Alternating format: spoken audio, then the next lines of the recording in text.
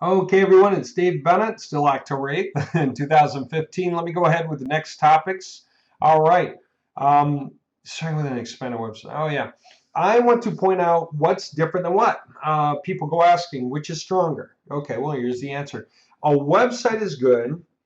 Then what? What's better than that? Well, a website with good coding. What's better than that? Website with good coding that's um, air-free coding and mobile ready and all the above plus what's better than that? All the above plus, HTML5, CSS3, and Bootstrap. Okay, what's better than that? A website with a lot of pages on it.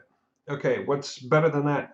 A website with a lot of pages that are in subdomains. Okay, what's better than that?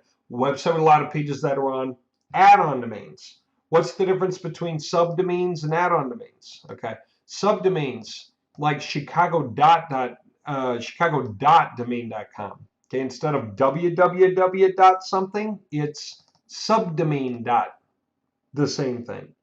Okay, those are free. Those don't cost you anything. What about add-on domains? That means you bought more domain names from GoDaddy and stuck them in your hosting account. Okay, so they cost like 10 bucks each, right, for .coms. By the way, a lot of guys use things like .infos and stuff to be cheap. That's pretty risky. You know why? Okay, if it's an impulse buy item, it's not risky because who cares? It's an impulse buy item, right? If it's something where you get people to join a newsletter, no one really cares what the URL is either. It acts like an impulse item. People are going to come, then they don't have to remember the website name. But the thing is, most people do not remember the extension. They don't remember it was .info. They just remember it was whatever it was. Convenient dash, Dennis. Convenient dash Dennis. Okay. And so let's say they shrug and think it must have been convenientdentist.com. All right. Well, if there is a convenientdentist.com, you probably just lost the guy because they're on someone else's website reading at this point, trying to figure out if it's you. And then if it's not you, they might just shrug and assume, well, this guy will do fine. Okay. So do not choose a domain name like someone else's .com and make it a .net or a .org or a .info or a .biz or a anything else. If you're going to choose a .info, make sure that if they put .com, there's nothing there. All right, forcing them to have to reconsider, but people will still screw it up.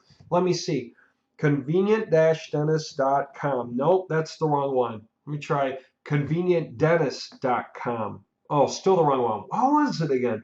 Convenientdentists.com.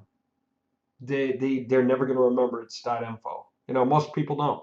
Okay, so spend the money because once it's spent, you're stuck with it all year long. Okay, add-on domains are like 10 bucks each. Go get them. If you get into GoDaddy's domain buying program, then you can get a discount on domain names. All right. Anyway, pages in a website that's strong. You get a lot of pages, page per keyword. Subdomains are stronger still. They just are.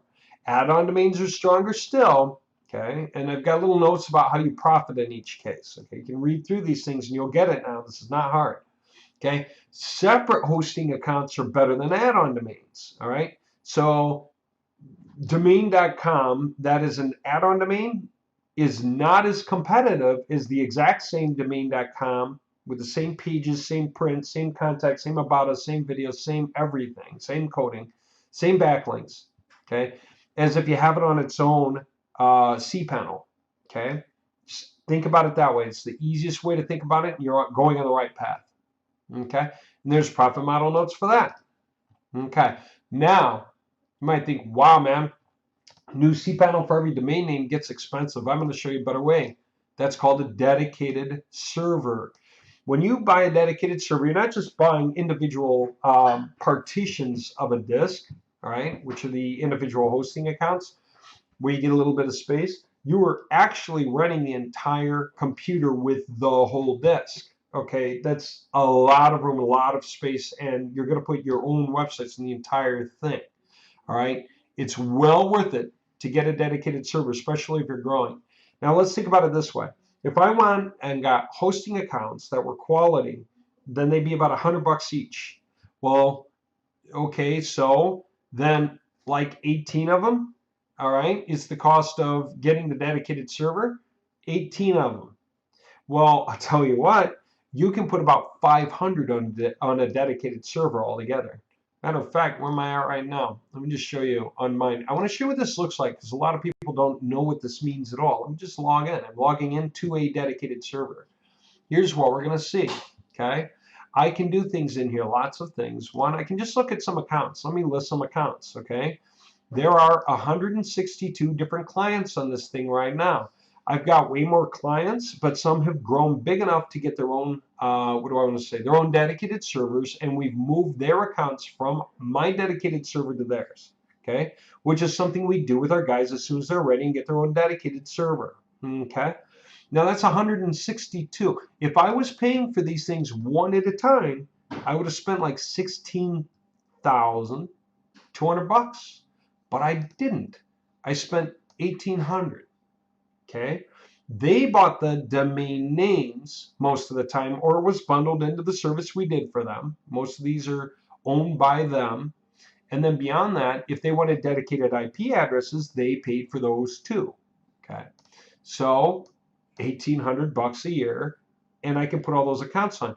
What's that mean too, by the way? You mean, see these CPs? These are the cPanels for every single one of those accounts. If I just log into one, okay, I can log into one and deal with it. I can upload stuff into their file manager. I can download stuff. I can, add the directories if they need directories. So I don't know what some of these guys have, but here we go. Check this out. I can also switch to any other cPanel for any other guy. I can go over there, all right? And I can go see what's going on in that guy's account. All right, so I can deal with everybody in my account, okay? And everyone's growing at different rates of speed. Some guys are getting their project information together. What's it like to create one? How hard is it to put one up? Okay, let me just show you. If I created a new account, there's the domain name. They bought it at GoDaddy and told me what it was. I type it in. Okay. But when I'm done, I create some kind of a username for them. Up to 8 characters, basically A, B, C, D, 1, 2, 3, 4, except something more sensible. Password and retype it. Then I put their email so that they can get cPanel access and notifications, forgot password for their cPanel. And then I just assigned some package I created for them once when I set this thing up, which is main. That's why I call it main. It took me 2 minutes to set it up, and I use it all the time. Then I went down here and hit create. And in 2 minutes, it was done. So in 2 minutes, that's all it takes to get from 162 to 163. Okay. You get it? And then I can enter that new cPanel and go to that new project and do whatever I want with it. I can say, I do not need to see this. I am fine. And I can start doing things. I can create SQL databases, put in information. I can create files on there. I could do the email account and then forward it, or just when I create batch productions with the T2HA toolbar, it will automatically create those email accounts and automatically create the forwarding for all those projects. And the same thing with subdomains. It will automatically create any subdomains that are specified. And it will create, the emails for the subdomains and forward them. It's so awesome. That's how much power is there. Okay, so what's the great advantage of a dedicated server? If you were getting this and you were doing it for one major industry and you were using it, you had some of these sites backlink the rest, and you had all of them backlink your master, and then your master had a list of partner sites, and that's all of these. Okay, and some of the guys are paying you whatever, 200 bucks a month. Other guys, they don't have any money. They're doing goodwill trade with you. They're putting out directory links in their city for themselves. All right, and this is a strategy I'll cover a little later. Then you can have footer backlinks to the main site, and you can spread the link just through your entire network hub. This is what I call a network hub. Dedicated server is a dedicated server all by itself, but it's pretty empty. And on it, you build a network hub. Okay, you would. My case is different because I'm dealing with all kinds of different clients until they're big enough that they want to move to their own dedicated server. So these are just entirely different websites for entirely different purposes. But you would build a network hub, and you would have all of these guys relate to everyone else. And the purpose of it is intentionally to go build backlinks and everything else and drive it forward for yourself. Okay. That will make you start to show up. That will make all these sites start to rank, and it will make you rank hard, and everybody else ranks. You get a lot of money, you get backlinks all over the place, and that becomes an interesting strategy that we'll discuss. And the point is, you can become extremely competitive, and if ever one day you're going to retire, what do you think the asset is? What is it that we're going to sell to someone else? Effectively, we're going to transfer access to the dedicated server to someone else, and all of the accounts are going to go to them. But all of this is for paying them instead of paying you. All the backlinks belong to them. All the paying accounts belong to them. And you sold it to them for a lot of money to make that happen. Okay? And that is what we mean by retirement score. So just trying to make a website and get some sales off of it, that's not a plan. That's the beginning little inkling of a plan. I'll give you a plan. We're going to create a retirement asset all in one place, and we're going to sell that whole thing off one day because people are going to start asking how they can work with you or if they can buy you out, because you're going to get so big it's going to upset your competitors in that industry. Now, the biggest point I want to make about the whole thing is this.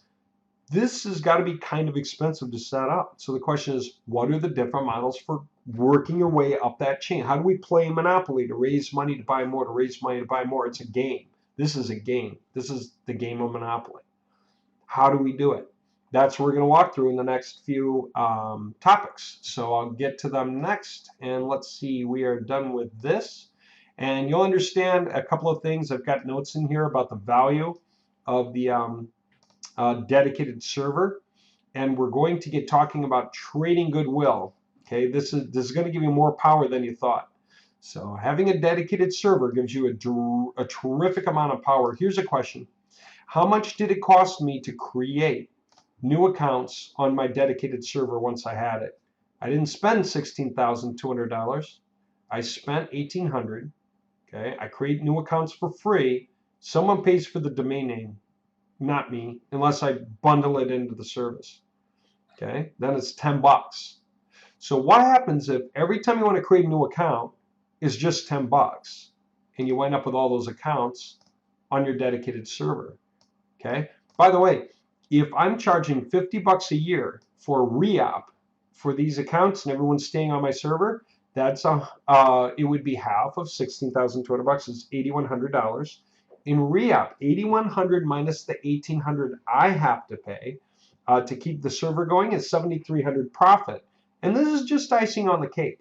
Okay, this isn't even my day-to-day income stream. This is just something on the side. You need to have this for you. That's something on the side for you and your day-to-day income stream. So we'll talk about what happens when you have a dedicated server. How much room and flexibility do you have to really play this game well? All right.